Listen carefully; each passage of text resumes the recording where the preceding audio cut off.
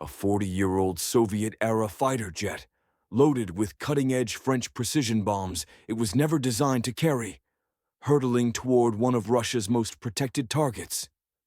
The pilot knows that in minutes, he'll either pull off one of the most audacious strikes of the entire war or become just another statistic in a conflict that's already claimed too many lives. This isn't Hollywood fiction. This is the true story of how Ukrainian ingenuity, desperate innovation, and sheer courage combined to deliver a message directly to Putin's most feared security agency, the FSB.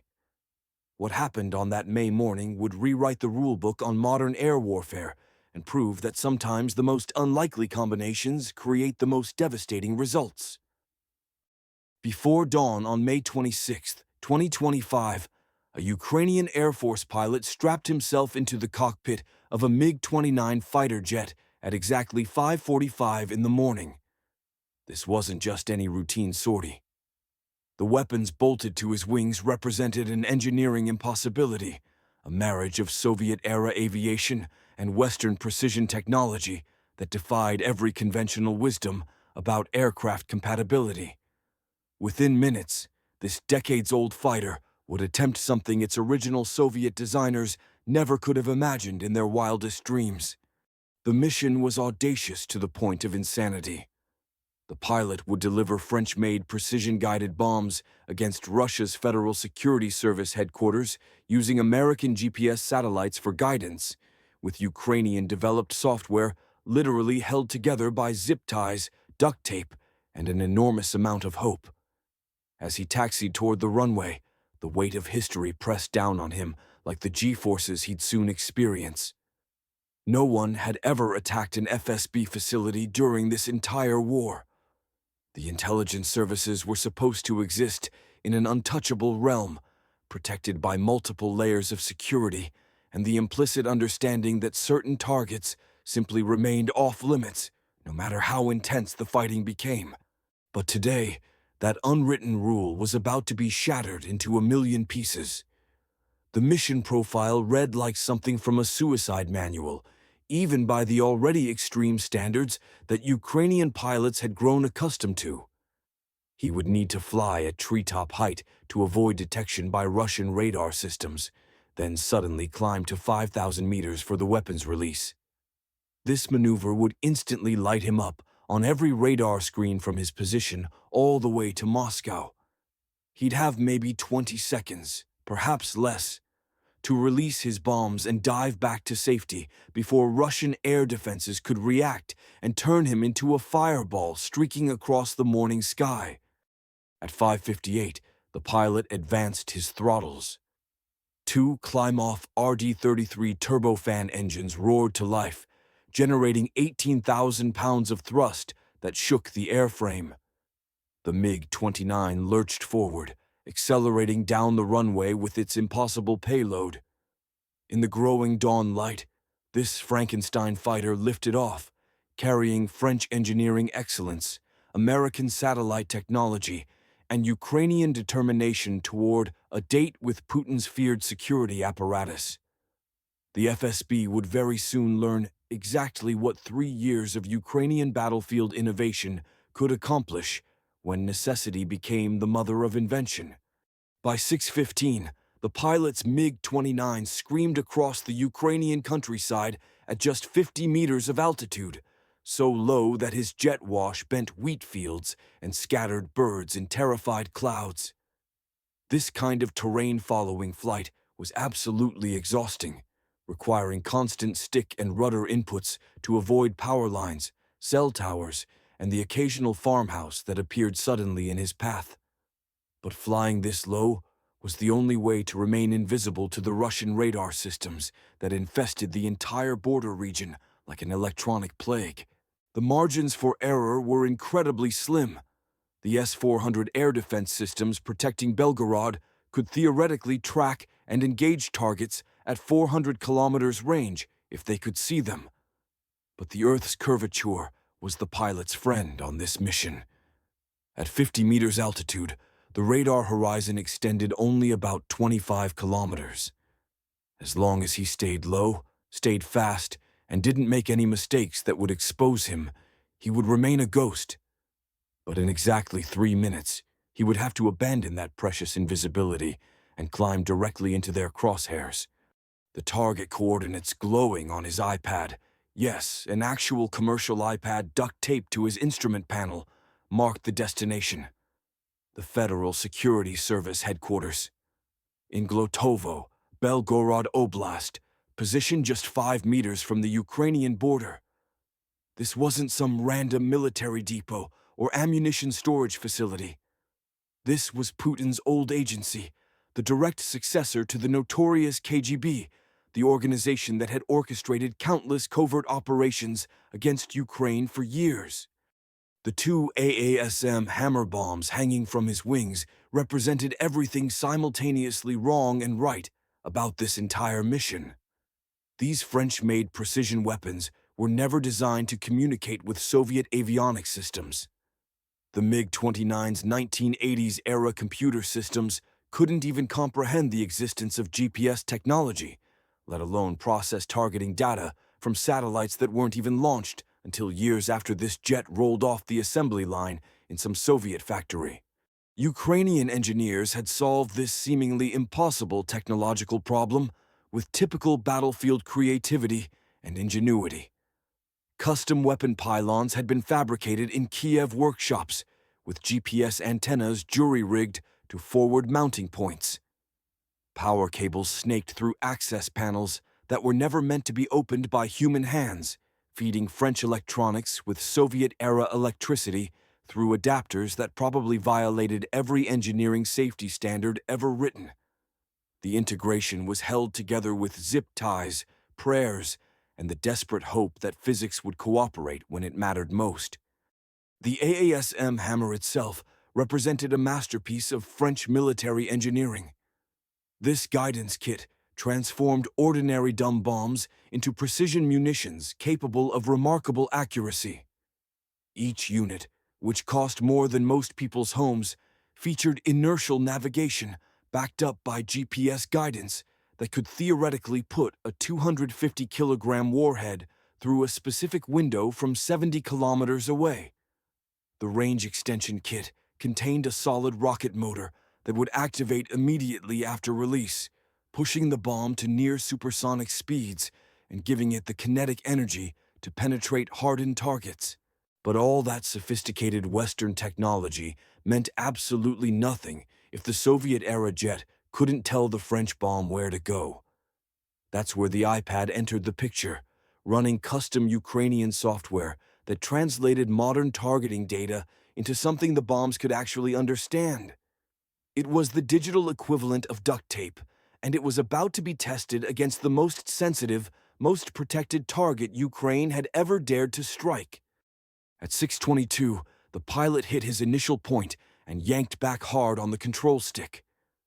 The MiG-29 responded instantly, its nose pitching up to 45 degrees as G-forces crushed him into his ejection seat.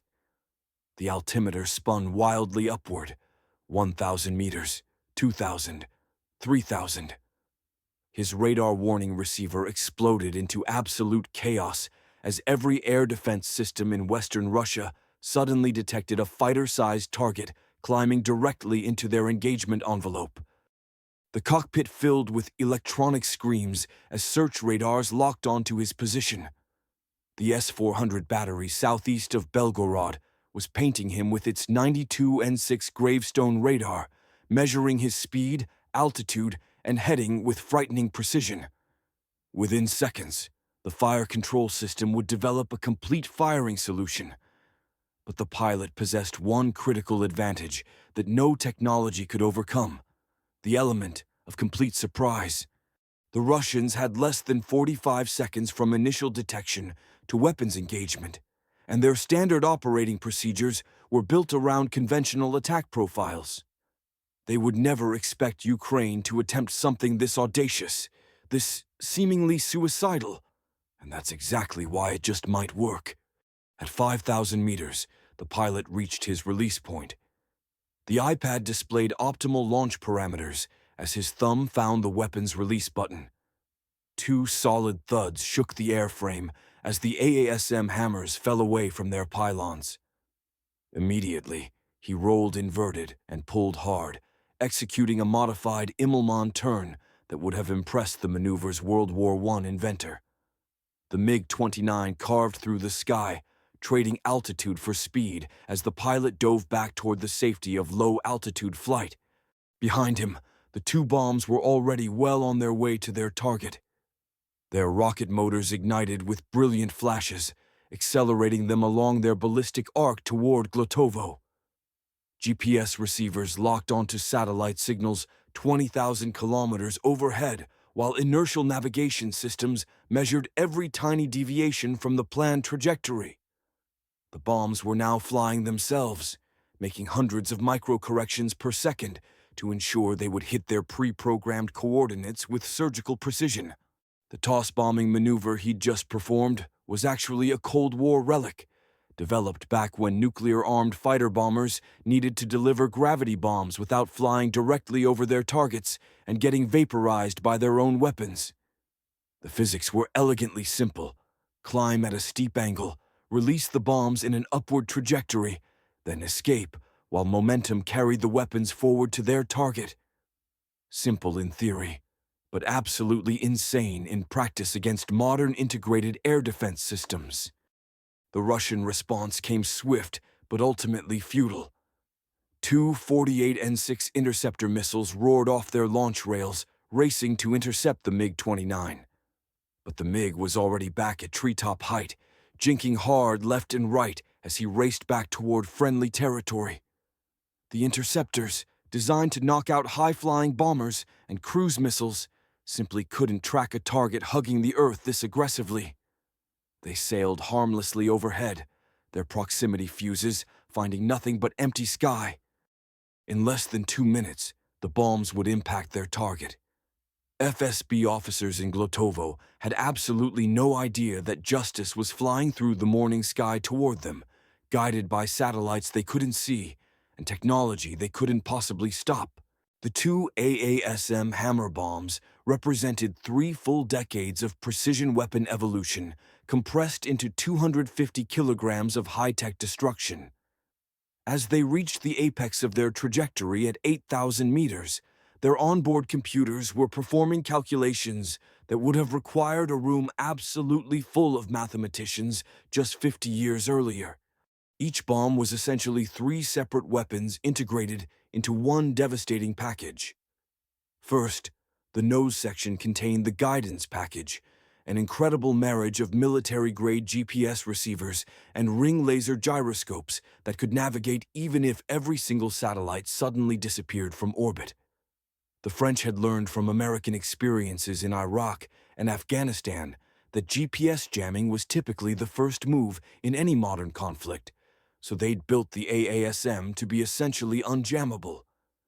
The inertial navigation system alone could fly the bomb to within 10 meters of its target using only its memory of initial position and the fundamental laws of motion. But it was the middle section that made the AASM truly terrifying compared to other precision weapons. Unlike the American JDAM, which simply guided a bomb to its target using aerodynamic surfaces, the French had added a solid rocket motor that transformed the weapon into a hybrid missile bomb.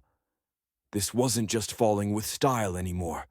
This was powered flight that extended effective range to 70 kilometers and gave the bomb tremendous energy to penetrate hardened targets that might otherwise survive the impact.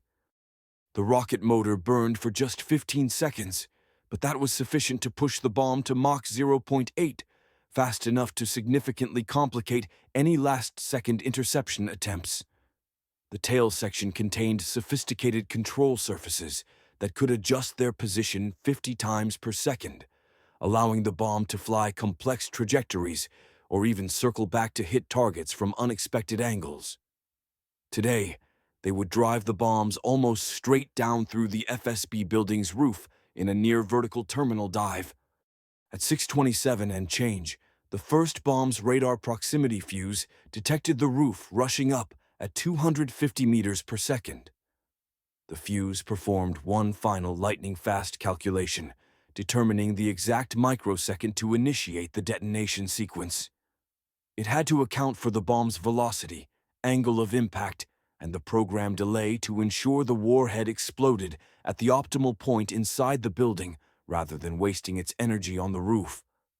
The second bomb followed exactly 0.3 seconds behind, aimed at a point 20 meters away to ensure maximum structural damage across the entire target area.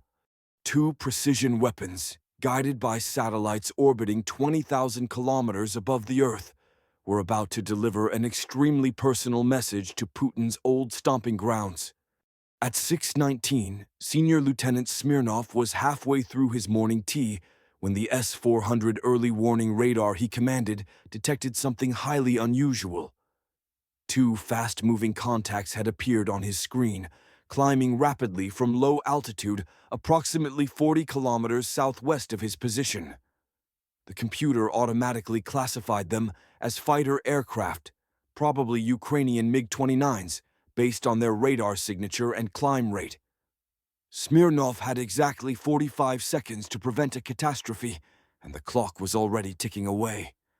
The S-400 Triumph system he commanded was, on paper at least, the most sophisticated air defense system anywhere in the world. Each battery consisted of multiple elements working in deadly harmony. The 92N6 Gravestone radar could simultaneously track 300 targets at ranges exceeding 600 kilometers. The 48N6 missiles could reach out 400 kilometers and engage targets from ground level all the way up to 30,000 meters straight up. The system could even intercept ballistic missiles, making it the absolute crown jewel of Russian integrated air defense. But all that technological sophistication came with one critical weakness: time. The S-400 needed approximately 10 seconds from detection to engagement when dealing with low-altitude pop-up targets. First, the search radar had to detect and classify the threat. Then the fire control radar needed to achieve lock and develop a complete firing solution.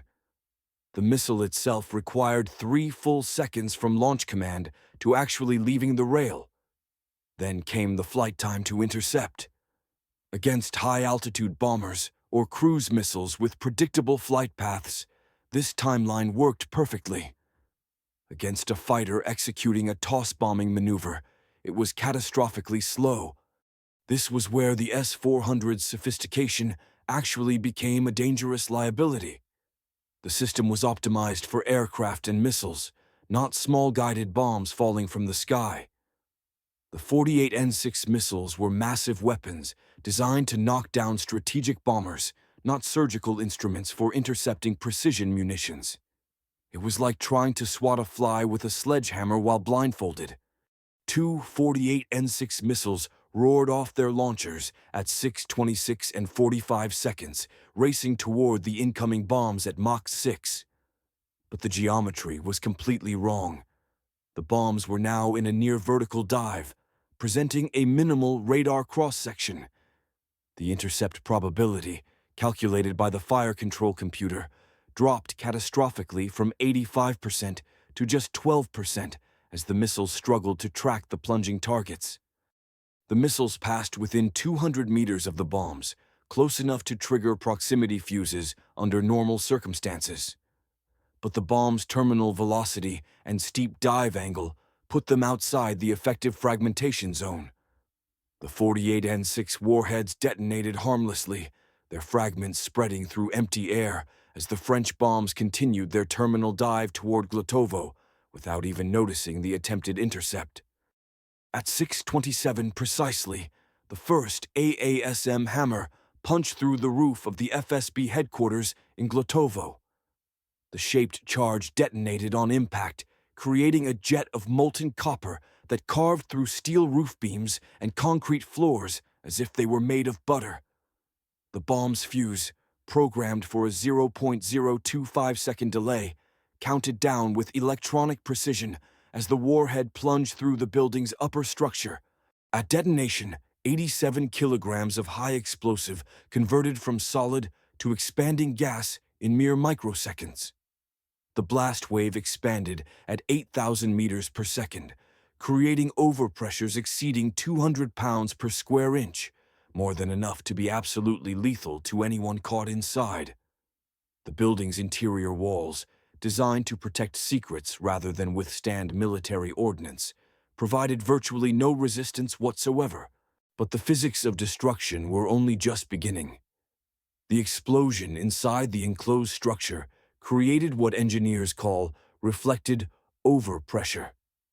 The blast wave bounced off surviving walls and floors, doubling and tripling its destructive power with each reflection. Windows didn't simply break, they exploded outward in devastating showers of glass that would later be found embedded in buildings 300 meters away. Office furniture became deadly projectiles. Filing cabinets full of classified documents turned into metal confetti, raining down across the entire complex. The second bomb arrived 0.3 seconds later, striking 20 meters from the first impact point. By now, the building's structural integrity was already fatally compromised. Load-bearing walls were gone, support columns shattered into rubble. The second explosion found a structure already teetering on the verge of total collapse and delivered the final, devastating blow. The blast propagated through the weakened framework like a destructive wave, causing what structural engineers refer to as progressive collapse.